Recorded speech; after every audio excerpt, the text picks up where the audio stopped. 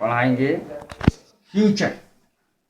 Future वाले interrogative sentences को direct से इनडायरेक्ट में कैसे बदला जाता है। कुछ बातें पहले वाली ही चलेंगी, जैसे इन्वर्टेड कॉमास को हटाकर इफ़ का प्रयोग होगा या वेदर का प्रयोग होगा। तो इफ़ का प्रयोग करते हैं, उसमें विल वुड में बदलेगा, शैल शुड में बदलेगा, लेकिन कर्ता के अनुसार।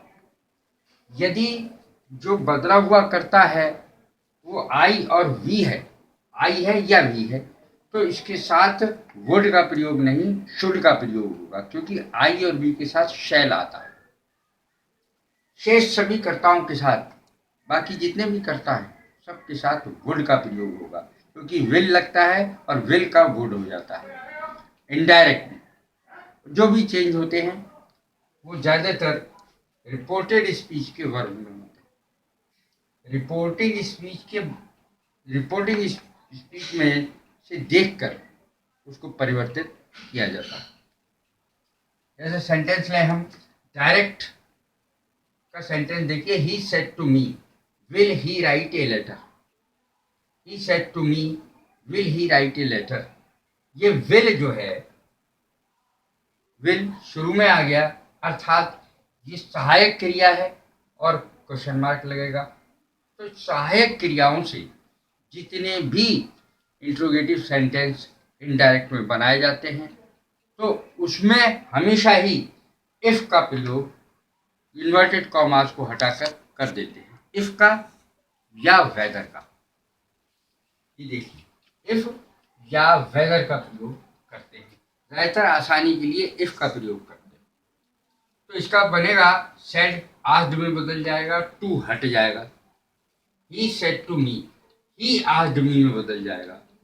इन्वर्टेड कॉमाज हटेगा और ये कॉमा भी हटेगा और इसको हटा करके इफ बन जाएगा, इफ लग जाएगा। पहले दैट लगता था, और लेकिन क्वेश्चन वाले जितने भी होते हैं इंट्रोगेटिव सेंटेंस, उसमें इन्वर्टेड कॉमास हटाकर इफ का प्रयोग करते हैं। इफ ही वुड, अब देखिए विल का वुड होकर के इधर आ जाएगा कर्ता के बाद।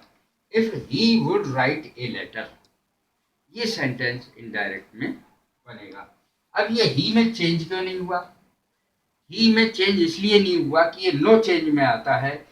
ही, शी, इट और नाम या कोई भी थर्ड पर्सन चेंज नहीं होता, ये नो चेंज में आता है। अब देख लेते हैं अगला, फ्यूचर कंटिन्यूअस। ये था फ्यूचर इंडेफिनिट पहले, और उसके बाद है फ्यूचर कंटिन्यूअस को कैसे चेंज करेंगे। डायरेक्ट में देखिए, he said to me will he be writing a letter. अब इसको कैसे चेंज करेंगे? ही सेड के स्थान पर ही तो वैसे ही रहेगा, सेड के स्थान पर आस्क्ड हो गया और टू हट जाएगा, मी वैसा ही रहेगा।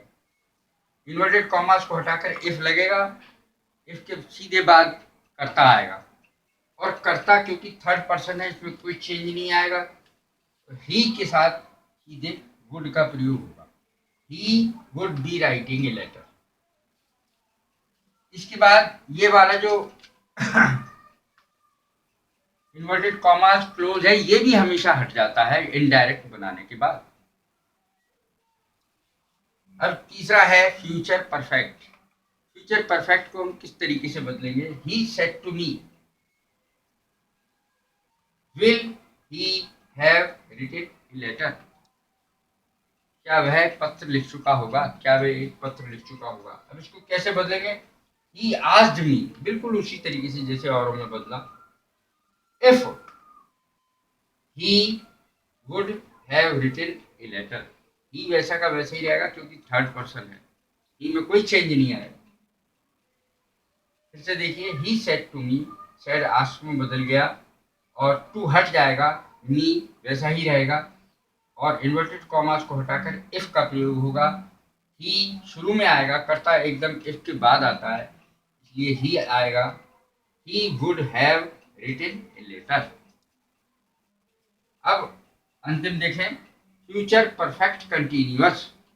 फ्यूचर परफेक्ट कंटिन्यूअस में भी चेंज लगभग वैसे ही होंगे। विल का वुड, शैल का शुड होता है, इसमें कर्ता के अनुसार होता है। यदि कर्ता ही है तो उसके साथ वुड लगेगा, शुड कभी नहीं। ही सेड टू मी, ही आदमी में बदल जाएगा। इन्वर्टेड कॉमास, बिगिन हट जाएगा और कॉमा हट जाएगा और इफ का प्रयोग होगा और कर्ता आ जाएगा, सीधे कर्ता आता है। और विल का वुड हो जाएगा।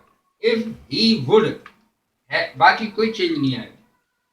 If he would have been writing a letter, बिल्कुल वैसा का वैसा ही रहेगा। बाकी चेंज इन चीजों में आता है जो बताई गई हैं।